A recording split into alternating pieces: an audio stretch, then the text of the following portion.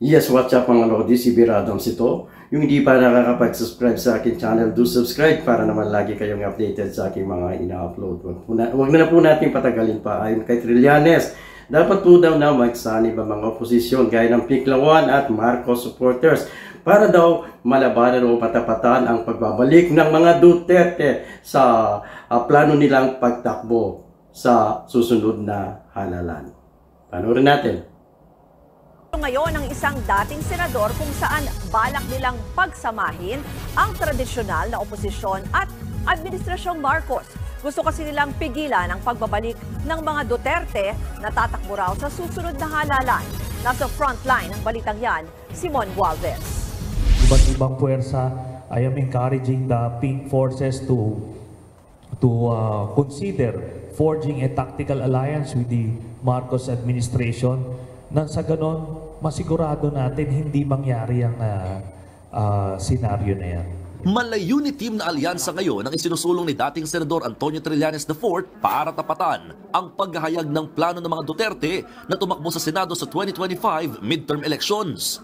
Ayon kay Trillanes, dapat magsanib puwersa muna sina Pangulong Bongbong Marcos at ang oposisyon sa Liberal Party kasama si dating Vice President Leni Robredo. Kumakausap na rin daw si Trillanes ng iba pang mga grupo. Kung i-reject yan ng mga prospective candidates o kung i-reject din ng Marcos administration, edi wala akong mangyari. Kailangan mayroon pong consensus. Wala pa namang tugon ang Partido Federal ng Pilipinas ni PBBM at mga taga-liberal sa mungkahi ni Trillanes. Pero kahapon, natanong din si lakas CMD President at House Speaker Martin Romualdez sa balak na pagtakbo ng mga Duterte.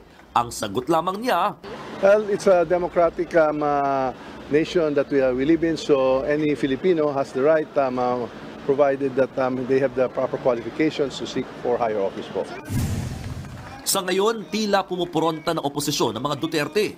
Kaya tingin ng ilang eksperto, indikasyon ito na desidido silang kalabanin ng Administrasyong Marcos para mas lumakas sila sa 2028 presidential elections. I think this is a way by which the Dutertes are trying to, solidify yung kanilang chances for 2028.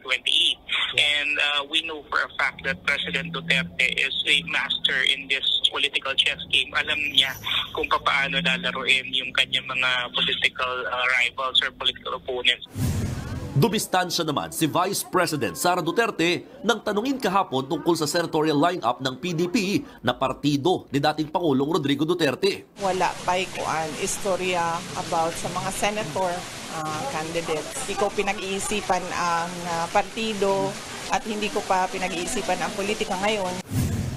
Sa ngayon, sina Senators Ronald De La Rosa, Bongo at Francis Tolentino ang sigurado ng pambato ng PDP. Kaya naman gano'n na lamang ang saya nila nang mabalita ang tatakbo ang tatlong Duterte. Hindi kami magkakaroon ng lonely campaign, Senator Bongo. Iniisip kasi namin kami dalawa lang. Ay kung tatakbo sila, +3 na kami. Marami-rami na, masaya itong kampanya namin. Hindi na bago magkakamag-anak sa Senado. Kaya kung manalo man ang tatlong mag-aamang Duterte, yes, maraming salamat sa panonood. Yung hindi pa nakakapag-subscribe sa aking channel, do subscribe para naman lagi kayong updated sa aking mga ina-upload. Maraming salamat. Hanggang sa muli. Biradams Siaga.